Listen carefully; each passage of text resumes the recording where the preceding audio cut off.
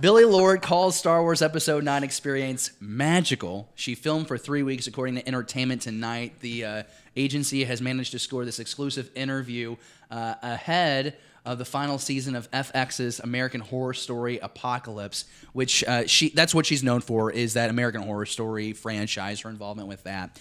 When talking on the subject of A Galaxy Far, Far Away, Lord explained that she was enthralled by her experience, while also making mention of how much time she spent on the set of J.J. Abrams' second Star Wars film. She says, I gotta watch myself because the Star Wars PD is going to come get me, but it is incredible. I've read the script and I've been on set. I was on set for about 3 weeks back in September, and it is going to be magical. I can't say much more, but I'm so excited about it and so grateful to be part of it. Star Wars is my heart. I love it. Great things to hear her say. I don't think I would expect anything else. If Billie Lourd came out and said, I spent 3 weeks on the set of Episode 9, here's the title, I think it's garbage. Disney and Lucasfilm PR are just like straddling themselves at that moment. They are not happy about what Billie Lourd said. Today's news, Billie Lourd has disappeared. Right, but that's not the case. She comes out here with optimism, and I think I would expect nothing less from her. I think that her involvement has been very special to her, of course, spending time on set for 7 and 8 with her mom, Carrie Fisher, the late Carrie Fisher. I think it plays a special role in her life and in her career. I mean, if you put Star Wars on your resume, you can argue me all day. It helps. Well, Star Wars was the first thing on her resume. That got her the American Horror That's Story right. Force Awakens got her that opportunity. I also think maybe being Carrie Fisher's daughter might play a role. I'm not saying that nepotism is the only thing. I'm just saying, business is business. Networking helps. It's who you know. Yeah. I'm just saying, how do you think that Ron Howard's daughter got to direct an episode of The Mandalorian? It just might help out. But, I want to talk about this first. Jesse, you look at her character's role as this saga is played out. And what's the name of her character again? I'm spacing on it. Kadel Kokonix. That's right. She's like an informant. And she's like what is she, a TD, a technical what is her title assistant? here? She's like a general. No, she's a lieutenant of some sort. She's a lieutenant. So in Force Awakens, very small role. I'd call it a cameo. Episode 8, we thought it was a good idea to have her say the first words of the movie. And then she kind of pops up a couple more times. Like all the Resistance people die except for her and like 4 others. Jesse, do we think that this role in Episode 9, she spent 3 weeks on set, will be larger or smaller? I want to say either it's going to be on the same scale as The Last Jedi or maybe a little bit larger.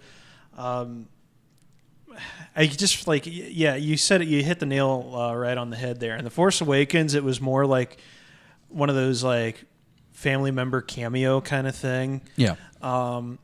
Which was fine.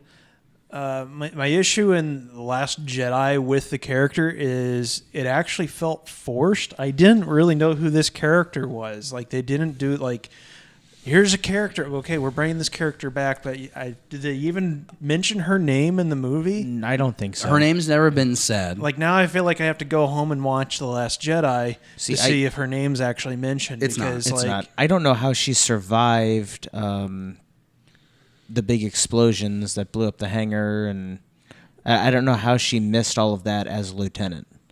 She was on the last transport ship. She was always on the bridge too.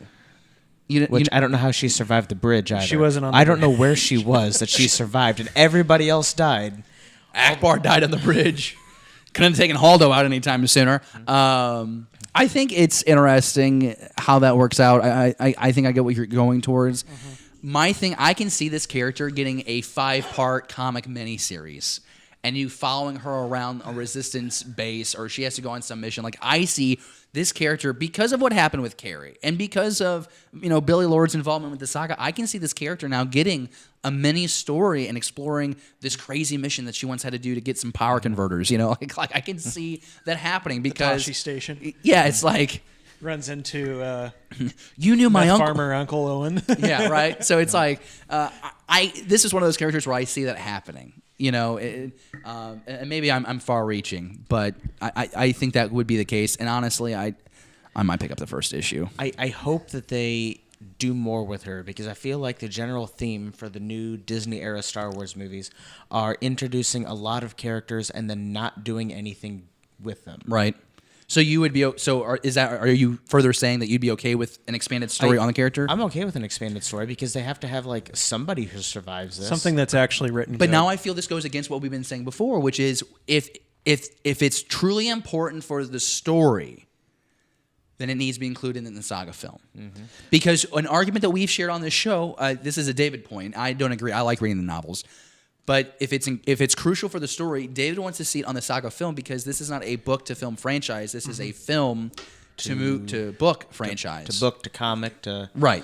Again, this is the thing. If you're going to introduce a character, it needs to be done properly. She was a cameo in The Force Awakens, and then she was thrust into our face in The Last Jedi with very, very little dialogue even still, and with no character development. And yet I still like her more than Captain Phasma. I'll admit, Phasma has been kind of a disappointment on screen. When you get Gwendolyn Christie to be that character, and you don't show her face at all but an eye, and you give the character minimal dialogue, that's why they should bring her back. Minimal action. You can't just be finding ways to kill her off. Like, I kind of just assumed that she wasn't smart enough to get out of a trash compactor, so I could assume she was dead after Force Awakens. So when she came back for Last Jedi, I was like, all right, so she's here again. Then she dies in the fiery abyss. Or did she? Oh my gosh. That her armor, I think I brought this up before, is the remnants of a Naboo starfighter. It did reflect a blaster bullet point blank. Yeah, but isn't like a blaster bullet different than, fire? Go on. I mean, like... You know how many degrees that fire had to be? That had to be like 100,000 degrees. Look at all that fire. Who knows? Maybe it was just flames and it was through and there was nothing there. It was a lot of red fire, so I don't know how hot red flame is, because isn't like white flame the hottest? Yeah, I don't know. But I'm not a scientist. It's one of those things where I actually am I want to see Captain Phasma come back with a vengeance, right, and actually be dangerous instead of just some almost like pucky comic relief like they made General Hux. To wrap this up, David, can you talk about how this is still consistent with the theme of Star Wars as family? See, I wonder if when they sit down and prep their actors to go do their media stuff, if they give them a little script saying use the word family a lot, because that's something we hear quite a bit coming out of all of the actors, which is either something that they're telling their actors to say or they actually mean it. And I really hope that they mean it, especially coming from Disney, the family company, talking about a family of actors who are doing movies on one screwed up Skywalker family. They kind of ruined it for everybody else. I'm Mark Hamill's cousin, nephew, 100 times removed or something like that. Can I be on Star Wars now? Loftism. I don't know. I like the theme of family. I think that's a good thing. And I'm glad to see. I hope they actually mean it when they say Star Wars is a family. And that's what gives me hope that whatever involvement this character will be in Episode 9, it'll be good, and it will make the story good, because I do like the theme. No matter what may or may not be the purpose behind the use of the word family, I like it. What do you think about this news from Billie Lourd that she's on set for 3 weeks, calls the story magical? What do you think about her character and what role it plays in the Star Wars galaxy? Let us know down in the comments below.